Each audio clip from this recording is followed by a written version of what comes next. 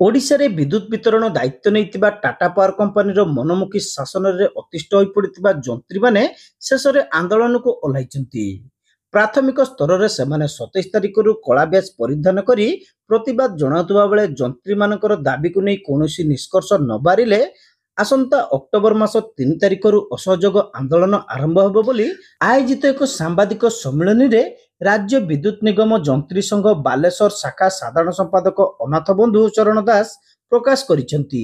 ସେହିପରି ଅକ୍ଟୋବର 7 ତାରିଖରୁ ସମସ୍ତ ଛୁଟି ଦିନରେ କାର୍ଯ୍ୟ ପରିବର୍ତ୍ତେ ସେହି ଦିନକୁ ସମ୍ପୂର୍ଣ୍ଣ ଛୁଟି ଭାବେ ଉପଭୋଗ ସହ ଯନ୍ତ୍ରୀମାନେ କମ୍ପାନୀ ପ୍ରଦତ୍ତ ମୋବାଇଲକୁ ବନ୍ଦ ରଖିବାକୁ ନିଷ୍ପତ୍ତି ନେଇଥିବା କହିଛନ୍ତି। ଏହାପରେ 21 ତାରିଖ ଠାରୁ ସମସ୍ତ ଅଫିସିଆଲ ଭିଡିଓ କନଫରେନ୍ସିଂ ବୈଠକକୁ ବର୍ଜନ ସହ ଅଫିସ ଦ୍ୱାରା ପରିଚାଳିତ ସମସ୍ତ ସୋସିଆଲ ମିଡିଆ ଗ୍ରୁପରୁ ଓହରି ଯିବାକୁ ସଂଘ ନିଷ୍ପତ୍ତି ନେଇଛି।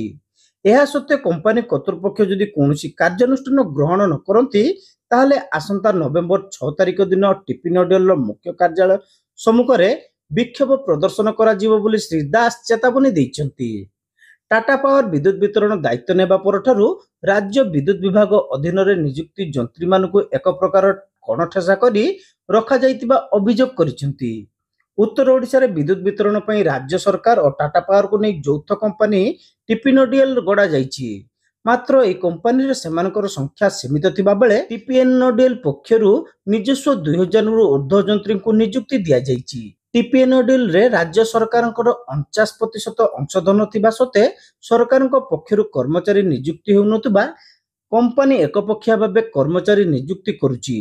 ବିଦ୍ୟୁତ୍ ବିତରଣ କ୍ଷେତ୍ରରେ ସରକାରୀ ନିଯୁକ୍ତି ସହ ନିୟମ ଅନୁସାରେ ପଦୋନ୍ନତି ପ୍ରଦାନ ଓ ଗ୍ରେଡ୍ ପେ ବୃଦ୍ଧି ପ୍ରଭୃତି 11 ଦଫା ଦାବିକୁ ବାରମ୍ବାର ଟିପିଏନଡିଏଲ କର୍ତ୍ତୃପକ୍ଷ ନିକଟରେ ଉପସ୍ଥାପନ କରାଯାଇଛି।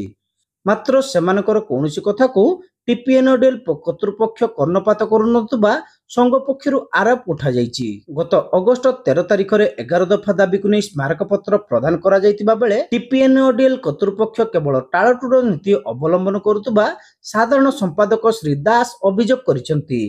ଏଣୁ ବିଦ୍ୟୁତ୍ ଯୋଗାଣ କ୍ଷେତ୍ରରେ କୌଣସି ପ୍ରକାର ବାଧା ନ ଆଣି ନ୍ୟାଯ୍ୟ ଦାବି ହାସଲ ପାଇଁ ପ୍ରତିବାଦ ସୂଚକ ସେମାନେ କାର୍ଯ୍ୟ କରିବେ ବୋଲି କହିଛନ୍ତି।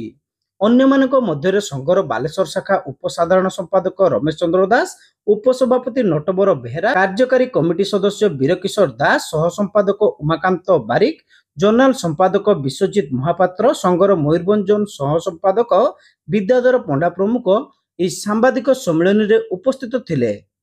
प्रकार असहयोग आंदोलन तथा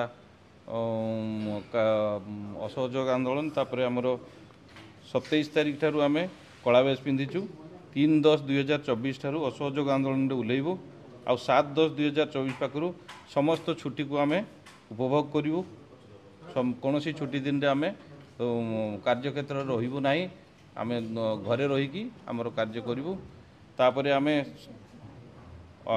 जिते सबू आमर ऑफिशियल सिम को ऑफिस समय रे ही ऑन रखिबू। ऑफिस समय सरला परे आमे ताको ऑफ कर देबू। आउ 21 तारिख ठारू आमे सबू भिसी को आमे बॉयकॉट करूँ। जदि आम दाबी पूरण नहला आउ तापरे सबू व्हाट्सएप ग्रुप रू भी आमे एग्जिट हो जीवू।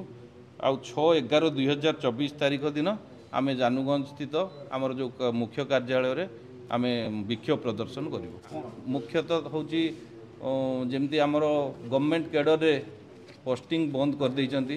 गवर्नमेंट कैडर जीरो होगापी बसला किंतु टाटा कैडर रे से 2000-2500 लोक को पोस्टिंग कले। गवर्नमेंट कैडर रे जीरो पोस्टिंग से आम दाबी करूँ जे गवर्नमेंट कैडर रे जमती पोस्टिंग हम रिस्ट्रक्चरिंग ताकू रही ना तापाई आम देचु दाबी।